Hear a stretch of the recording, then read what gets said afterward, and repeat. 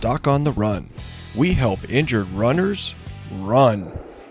Now, the second mistake runners may be making during this outbreak is using ibuprofen. Ibuprofen is the most commonly consumed over-the-counter medication in America, and based only on that, I'm willing to bet that ibuprofen is the most commonly consumed pill among runners.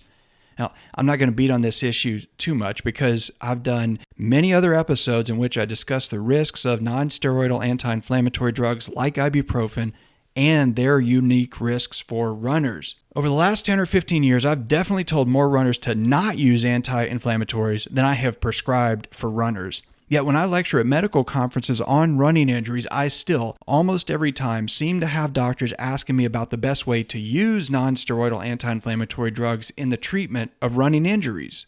Even doctors are in disagreement about how to use this common over-the-counter medication. Not surprisingly, there are now conflicting recommendations about the use of non-steroidal anti-inflammatory drugs like ibuprofen in relation to COVID-19 symptoms and coronavirus infection treatment. Now listen closely. You get to pick which side you're on and who you choose to believe. I'm going to break it down for you and make it really simple. The two sides are the World Health Organization, and on the other side are the people who manufacture and sell ibuprofen. Any guesses on who is recommending you take it and who's recommending you don't? Again, these are diametrically opposed viewpoints. But before I begin, let me tell you one of my favorite quotes.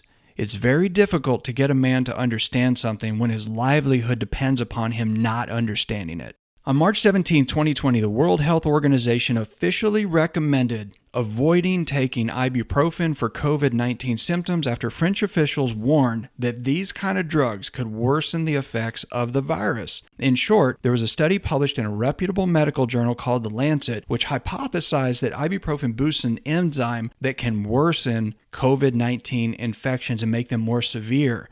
Now, after that recommendation came out, a spokesperson for a British pharmaceutical company who manufactures one of these kinds of medications came out with a public statement stating basically that consumer safety was their number one priority. And that ibuprofen has been safely used for many years in the self-care of fever and pain reduction, including viral illnesses, for more than 30 years. And furthermore, they don't believe that there's any proven scientific links between over-the-counter use of ibuprofen and any trouble with the coronavirus infections. Of course, when I read this immediately brought to mind the incredible scene of the chief executive officers of the big tobacco companies testifying in televised hearings under oath and under penalty of perjury, all of them, one after another, saying, "I do not believe that nicotine is addictive."